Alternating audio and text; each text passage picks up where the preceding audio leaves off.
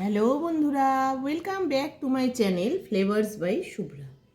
আজ তৈরি করব এঁচোড় ছোলার ডাল। এঁচোড় ছোলার ডালটা তৈরি করার জন্য ছোলার ডালটা আমি প্রেসারে একটা সিটি দিয়ে সেদ্ধ করে নিয়েছি। এই যে এইভাবে গোটা গোটাই থাকবে ডালটা।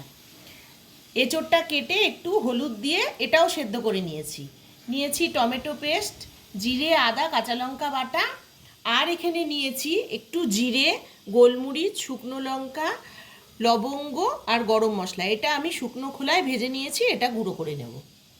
প্রথমে কড়াই গরম করে সর্ষের তেল দিয়ে দিচ্ছি জিরে, তেজপাতা আর শুকনো লঙ্কা সম্বার।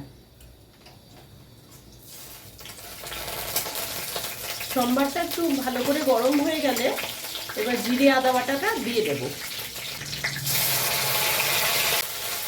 এবারে দিচ্ছি টমেটো বাটাটা।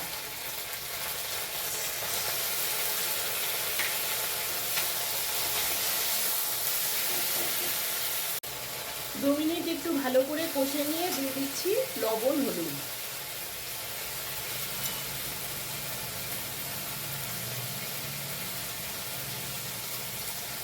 লবণ হলুদ দিয়ে আবারও ভালো করে কষে নেব।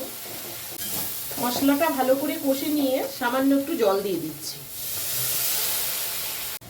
মশলাটা কষতে কষতেই এবার সেদ্ধ এঁচোড়টা দিয়ে দেব।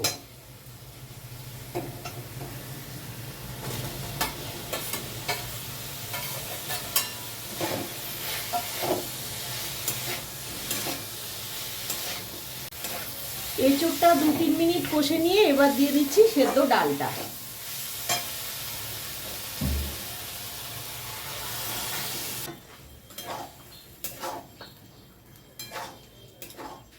এঁচোড় আর ডালটা কিছুক্ষণ কষে নিয়ে একটু দিয়ে দিচ্ছি জল।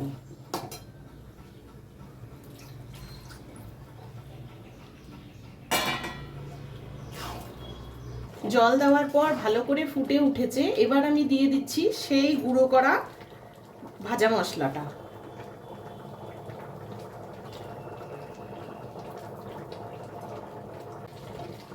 সবশেষে দিয়ে দিচ্ছি 1 চামচ চিনি আর কিছুটা ঘি।